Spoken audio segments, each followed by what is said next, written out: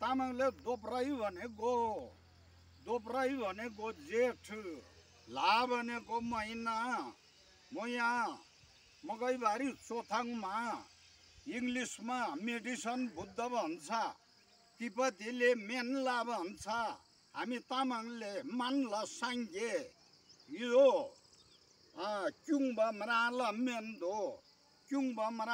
मेन्दो हामीले झारको फुलपात। यो पनि हामीले छस्याममा पूजा कोठामा लगेर चढाउनु पर्छ। यो मेडिसन बुद्धले पत्ता लगाइराखेको हो। आज 2082 साल जेठको महिना हाम्रो वीर मञ्जुश्री सम्बत 2861 साल दोब्राइला, बुद्ध सम्बत 2569 सालको दिन दोहोरी पसल मकैबारी चोथाङमा, दोहोरी पसल भोटाङमा के हेरी बस्नु यो ठाउँमा। यो मेडिसन बुद्धले पत्ता लगाइराखेको हो। यो मैले छस्याम पूजा कोठामा चढाउनु लगेको यो।